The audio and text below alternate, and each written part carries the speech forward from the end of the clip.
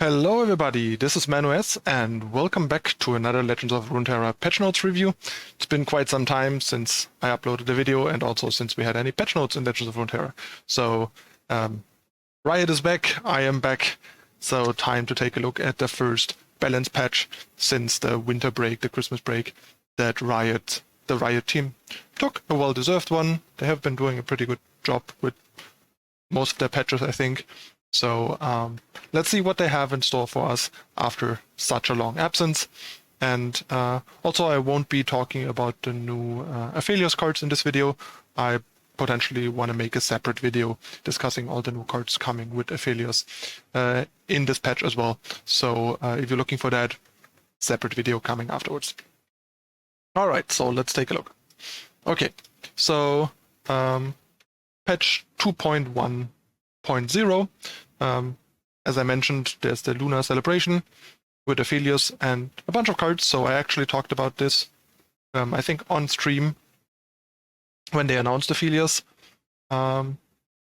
So, yeah, they actually didn't just release Aphelios and nothing else. They actually released sort of a mini expansion, even bigger than I thought it would be. I was talking about something along the lines of maybe like 10-ish cards or something. In total, like champion plus 9 cards or something, but it's actually a bit more. It's like 2, 4, 6, 8, 10, 12, 14 cards, including the champion, it seems. I haven't checked if this is actually showing all, but it should be showing all, so if this is all the cards, it's 14. We'll double check in the review video. But yeah, that's actually a pretty decent dump of cards. So they're all going to be Targon cards, so all cards sort of in a way to support Aphelios and slot him in a bit better with the existing card pool, I assume. So yeah, that's kind of cool. So we'll see how much impact that's going to have. That, in addition to the balance patch, should shake things up a decent amount. But let's get into the card updates, which is the most interesting part. So first off, maybe let's see what they have to say. The release of Cosmic Creation introduced Zoe, Viktor, and Riven to the game. Now that we've had a chance to see them in action, we know Zoe has been making portals and taking names all across Runeterra. Viktor and Riven, however, could use a little bit more attention to help them perform their best. And yeah, while I think both of them were actually pretty reasonable power level-wise, especially Riven is quite good in terms of power level, just a bit sort of vanilla in a way. Which is why they haven't seen that much play. They just didn't really slot in that well. But yeah, maybe this will help a bit, but I'm not sure if like power level is the issue here. Like with Viktor and Riven in this patch, as we move forward with future card updates, you're going to generally see more attention paid to newly released cards to ensure they are performing at an appropriate level compared to previously released sets.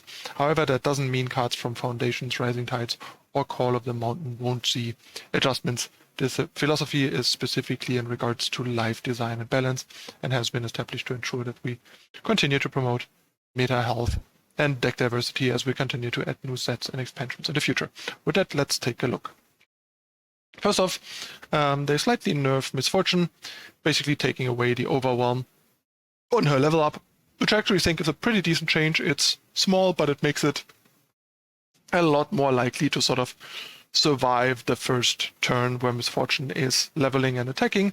And to be fair, it also was a bit weird for like a 3-drop sort of, yeah, pirate person to have overwhelm. It just didn't make that much sense. Makes more sense on like someone bulky like Gangplank that's both a 5-drop and just this kind of massive presence, while Misfortune is more this kind of nimble and yeah, sort of a lighter presence.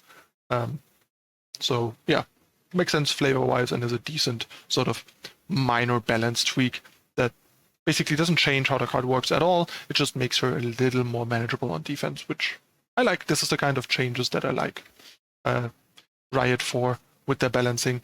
They are like minimally invasive while still sort of tuning the overall power level or like ceiling of the card a bit, which is nice. Then we have changed to Viktor. Now he only requires 7 instead of 8 cards to be leveled up. And he also creates a hex core when you play him, not just at the beginning of the round. So he levels faster and sort of gets abilities faster. So basically, if you have a spell mana on turn 4 and play him, he's effectively like a 3/4 with a random keyword the turn you play him, and is more likely to level the turn, both because of the hex core and the reduced requirement, which is nice. But like I said, the power level wasn't the biggest problem in my opinion. Like, he wasn't powerful enough, obviously, to be played purely based on power level, but he also wasn't like bad and not being played because he was bad or too weak. He was kind of in a spot where he was good enough to play if he would fit well into a deck or strategy. But the problem was he basically didn't really do that. And I don't think the power level increase here puts him in a range where decks that don't actively want what he's offering want him now based on his power level, while it also doesn't create any like new opportunities. So it makes him a bit stronger, but not in a relevant degree where decks just want him because he's strong in a vacuum. And yeah, it doesn't create new decks that want him, which is, I think, the main problem. And that's a bit unfortunate. We have some of these cases where the problem of a card is not its quality, it's sort of place in the card pool and the metagame. And this is a lot harder to fix. I think usually you either need to redesign the champion, as we've seen with some in the past, or majorly improve the options and or the quality of the surrounding card pool, because a lot of the, like, as we know, most champions are kind of designed with like a built-in archetype implemented in the set, but sometimes the archetype doesn't really appeal as an archetype in a competitive environment to come together, and unless you change that, the champion, unless it's such raw power that you play it without context, will have a hard time finding home, even if you improve him a bit. And I feel like Viktor will be one of those cases. Let me know in the comments how you feel about this. I think it's kind of an interesting concept that applies a fair share to cards that aren't bad but aren't great either. Next we have follower landmarks and spells. So first off, we see a bit of a Grand Plaza nerf, something that a lot of people have been hoping for and expecting. I wasn't entirely sure if it would happen or not, but I could definitely see it happening because the card's pretty powerful, but I wasn't quite sure if they think it's too powerful or just a very powerful like format defining thing. Because if you look at the metagame, it's not like Plaza is dominating the metagame. Actually, like Lee Zoe and Draven Ezreal are the most popular decks. Both of those have nothing to do with Plaza. But Plaza is kind of like the runner-up after those in a way, like be it Targon Plaza or Scouts. So yeah, they settled on changing it, and I think I like the change a fair bit that they made. They made it a bit more of an opportunity cost to challenge with the units when you play them, and they also made it worse on defense, which makes the tempo cost of developing Plaza in the first place a bit higher, which is pretty nice. So basically they removed the health point, which means the units basically take the full damage they take from challenging before. Basically, because of the +1/+1, they effectively took 1 damage less than they normally would, because the temporary stats would absorb that. But otherwise, it still is the same card that it has been. It still gives you the same kind of board control and scaling for your units to match up well against opposing units. The cost to your own units is just higher, which is, I think, a pretty good balancing change. I like this change. It will just make the card a little less dominant while keeping all of the core functions intact. So yeah, that's a pretty good way to balance the card without changing how it works or what decks want it, I think. Next we see a slight, not necessarily buff, but change to Warchefs, one that I wish they would have made the first time they changed it. They changed it from a 1/3 to a 2/2. It's still not going to be great, but I think it's going to be more in the discussion again. It's going to be a bit more of a consideration. I mean, 2/2 still has the issue of not being able to attack into opposing like 2/3s. But there aren't that many right now, and yeah, basically effectively gaining 3/3 instats on the board for 2 is notably better, I think, than 2/4 for a unit that primarily wants to go into proactive or even aggressive decks. So maybe that will bring the card back into the discussion a bit, but for now it probably won't, because Scouts is pretty happy with Valor as a 2-drop, and yeah, the change to War Chefs doesn't make War Chefs good enough, I think, to compete with what Valor has to offer to Scouts, probably. But we'll see. But definitely it's a good change, I think, to exist that will matter at least in the long run. Then we have Homecoming, got changed from 5 to 4, which is pretty solid change. I think the card was pretty awkward at 5. You recall an ally, unit, or landmark to recall an enemy unit or landmark. So basically now it's kind of like the old Will of Ionia, except that it is either more situational or much less of a tempo gain, or no tempo gain at all, that depends. Effectively, if you bounce a 1-cost unit of your own and bounce an opposing unit, you effectively have a conditional nerfed Will of Ionia. The upside obviously is that you have the benefit of sort of a higher ceiling. You can use it to save one of your units from opposing removal or a challenger or something, while also gaining a huge amount of tempo. And yeah, I felt like at 5 the card was pretty horrible. Now at 4 the card's actually pretty interesting and decent.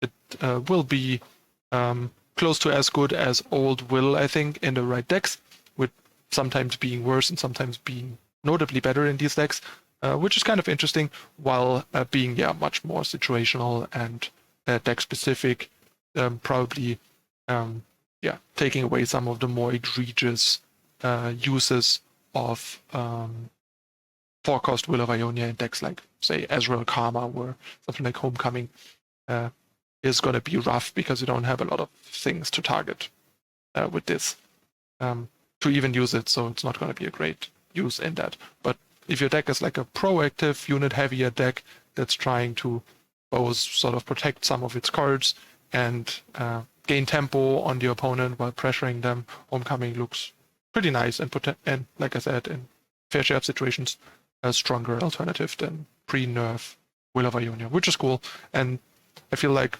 this Ionia could use some help in the sense that other than the Lee Sin Zoe deck, Ionia doesn't really have a lot to offer, so it doesn't really have any dimensions right now. It's basically just Lee Sin and some of the support tools, and that's the only like identity of Ionia. So I like the change there. Then they further sort of want to buff the whole like hand buff thing and make Ionia a bit more appealing by turning Greenglade Elder into a 3/1 for 3 instead of a 1/1.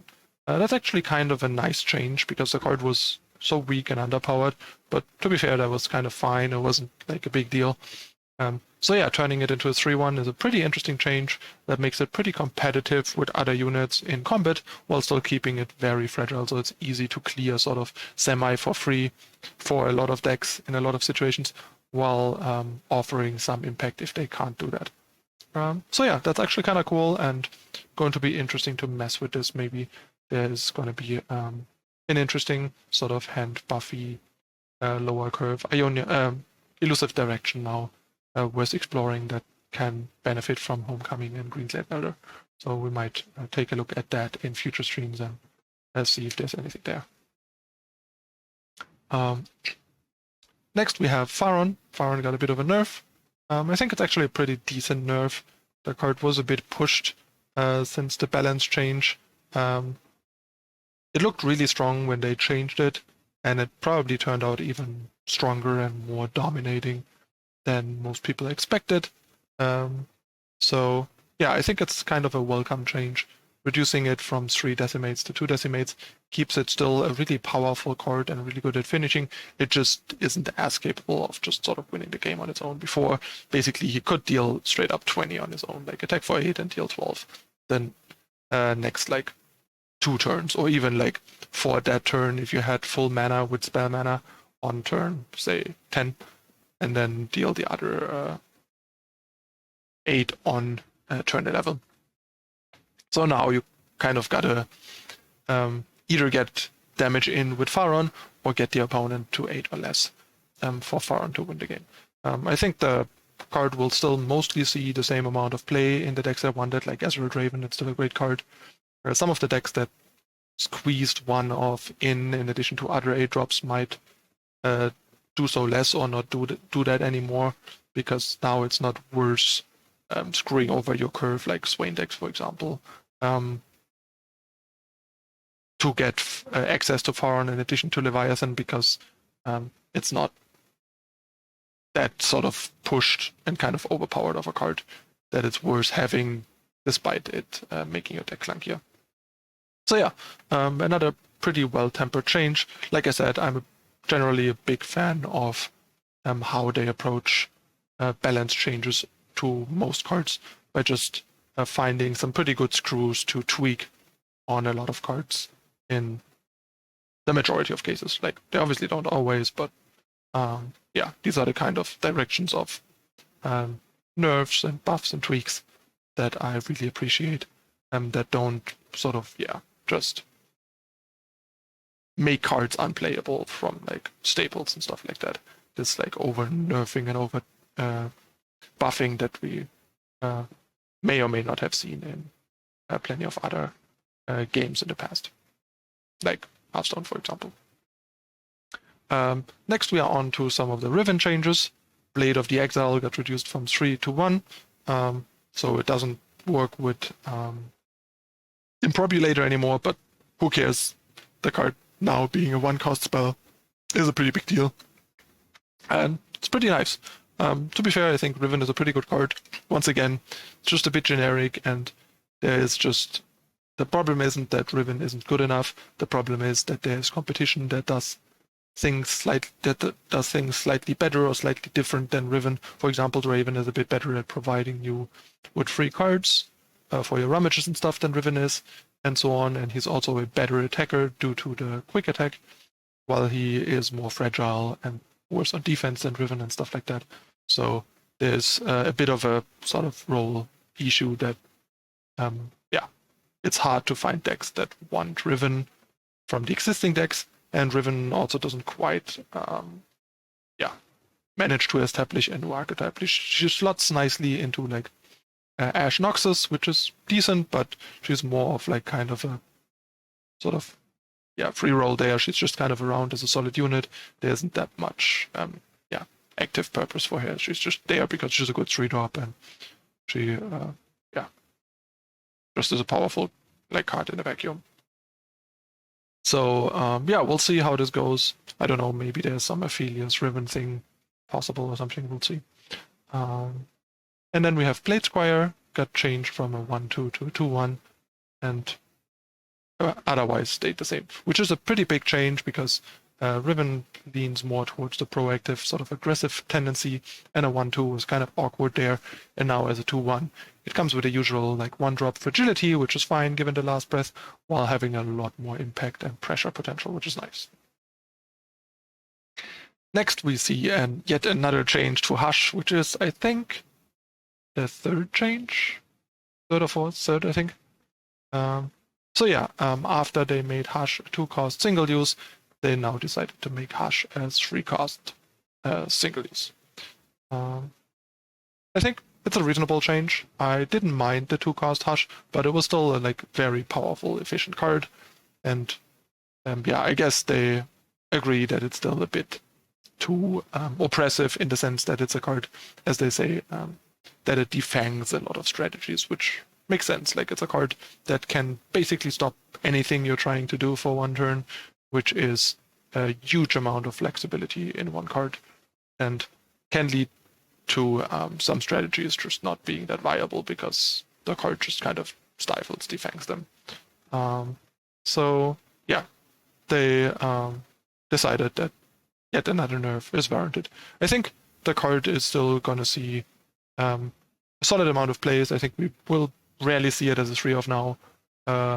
a bit more as a one-off before than before, and still is a similar amount as a two-off in the decks that wanted as a two-off, like say Lee, for example, where I think it was a three-off before because it was just too good at protecting your Lee in combat, basically, from barriers and stuff like that.